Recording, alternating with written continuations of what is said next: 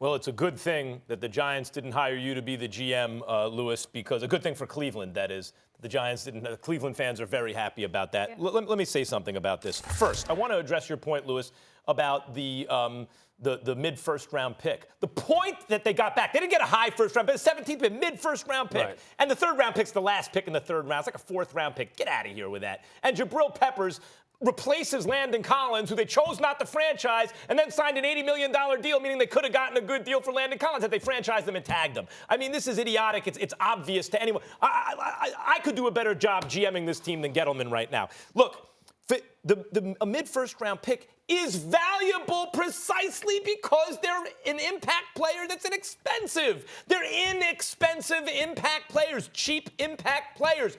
But if you're going to pay $16 million for Odell to play for the Browns, then the mid-first rounder you get is not inexpensive. It's very expensive. Duh. That's number one. Number two, when I hear that the Giants are sending scouts and everybody to go look at Kyler Murray, they want to watch Kyler Murray to see if they think that they could package the 17 and the 6 to go number one, which I don't even know if that gets that done. Here's what I think Gettleman's doing there. Guys, I've seen Gettleman at press conferences go, oh, okay, guys, you got me. Like pointing out that the press busted him in a lie. And no one even noticed, but like he thought he got busted in a lie. And it was pretty clear that Gettleman believes that you can lie to the press as a GM. And he's right, of course. Any good GM needs to lie to the press. Throw people off your scent, misdirection, don't let them know what you're doing, all those kind of things. But Gettleman's exceptionally bad at lying to the press. Did anyone believe him when he said, we didn't sign Odell to trade him, okay, so that's that? Even at the time, you're like, then how come we keep hearing stuff out of Cleveland, right? He's bad at it. When I hear, guys, that they're going to look at Kyler Murray, you know how I take that? I think the Giants want to lead teams to believe that they plan on trading up for Kyler Murray so that no team jumps them for Haskins and they can simply take him with the number 6 pick. But are teams going to fall for that? Do they believe the 6th and the 17th gets it done to move up to number 1? No! And if I know that sitting where I am, you think other GMs don't know that? Listen, if you are wondering who the sucker is in the room, it's you. It's the Giants right now. They're the sucker in the room that other teams are exploiting. Oh, Max. Lewis. I can't believe that y'all have missed this, particularly you, Lewis, considering how eloquent and adroit you are at what you do. What you need to do, Lewis, is understand that you need to understand your days are numbered at ESPN.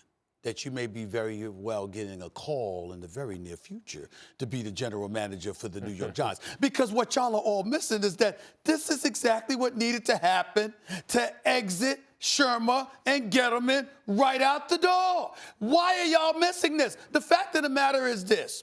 You had Shurmur last year complaining about Odell Beckham Jr.'s antics.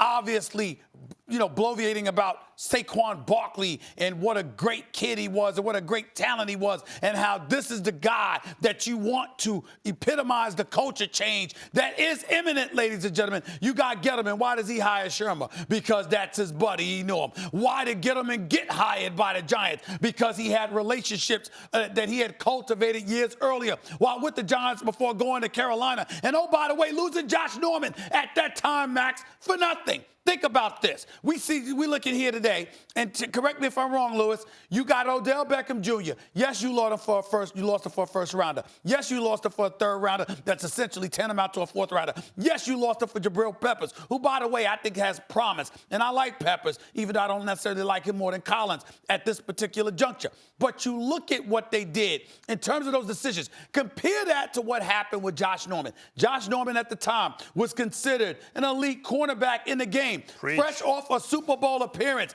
Gettleman sat up there and was making offers, yanked it from the table, ended up letting him go and losing him ultimately to the Redskins for absolutely positively nothing with no plan B in Carolina. And how much time did it take that secondary to recover, Lewis? This is the kind of stuff that this man has done. So what I am saying to you is when you look at it from that perspective, sometimes it takes a move like this to highlight one's inefficiency, one's ineptitude, one's penchant for leaning towards emotion. And oh my goodness, we love Eli. We care about Eli. We know he hasn't done anything. We know that he's disintegrated before our very eyes. But damn it, 2007 and 2011, it buys him a few years. We're willing to allow him to cost us $23 million on the cap. These are not decisions adroit executives are supposed to make. But because they're being made, ultimately, it may be the thing that facilitates the very change that you, Max Kellerman, are starving for,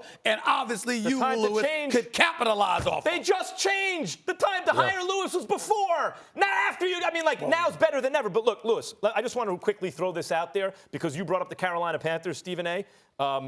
Guy tweeted out, I want to send Gettleman a fruit basket. It was a Cleveland Browns fan. And Marcel Louis-Jacques, I apologize if I just butchered your name, a beat writer for the Panthers, tweets back, he'll probably send back Saquon Barkley. Yeah, you know, it is. Look, it's a little bit of a head scratcher. Objectively speaking, it really is a bit of a head scratcher because, look, owners don't become owners and don't become rich because you let guys work for you essentially on a new contract for less than a year, pay them $21 million, and then take a finance charge or take an accounting charge on your books of $16 million and then let them just walk out the door. You don't become owners. You don't have that kind of cachet. You don't reach that kind of status by making those kind of decisions. So it's disappointing. Just on that level, it's disappointing to see this kind of thing happen. From a pure football perspective, though, look at it.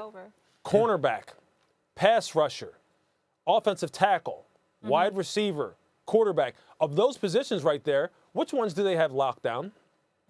Which ones do they have locked down? Well, they paid Nate Solder. They made him briefly the highest paid tackle in football, and he's barely average. You have a lot of work to do. A lot of work to do still. I'm the only one here who doesn't think the sky's falling.